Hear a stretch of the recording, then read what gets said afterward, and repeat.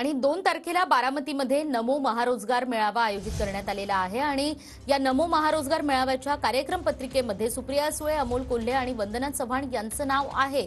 मात्र शरद पवारांचं नाव निमंत्रण पत्रिकेत नाहीये. पत्रिकेमध्ये नाव नसलं तरीही शरद पवार मात्र कार्यक्रमाला उपस्थित राहणार आहेत. शरद पवार लोकांमध्ये बसून कार्यक्रम बघणार आहेत. बारामतीमध्ये होणाऱ्या या कार्यक्रमाला मुख्यमंत्र्यांसह दोन्ही उपमुख्यमंत्री हजर राहतील. तर शरद पवारांकडून मुख्यमंत्री आणि उपमुख्यमंत्र्यांना जेवणाचं आमंत्रण देण्यात आलंय.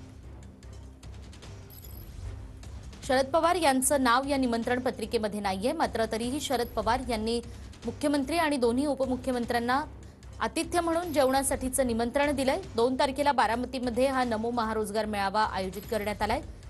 शरद पवार मात्र या ठिकाणी निमंत्रितांमध्ये नव्हे तर लोकांमध्ये बसून हा कार्यक्रम पाहणार आहेत. सुप्रिया सुळे, अमोल कोल्हे यांची नावं आमंत्रण पत्रिकेमध्ये आहेत. मात्र शरद पवारांचं नाव या ठिकाणी पत्रिकेत नाही. 2 तारखेला हा रोजगार मेळावा आयोजित करण्यात आलाय, नमो महारोजगार मेळावा. शरद पवारांकडून शिंदे फडणवीसांना जेवणाचं आमंत्रण. संसद सदस्य या नात्याने मला शासकीय कार्यक्रमाप्रसंगी उपस्थित राहायला आवडेल. रोजगार मेळावा बारामती विद्याप्रतिष्ठानच्या मैदानावर आयोजित केलेला आहे.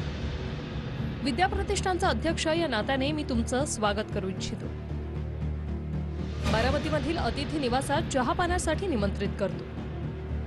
मुख्यमंत्रीपद मिळाल्यावर शिंदे पहिल्यांदाच बारामतीत येत आहेत. बारामतीमधील गोविंदबाग या निवासाने आतिथ्य भोजनाचा आस्वाद घ्यावा असे मी यापूर्वीच निमंत्रण दिलं आहे.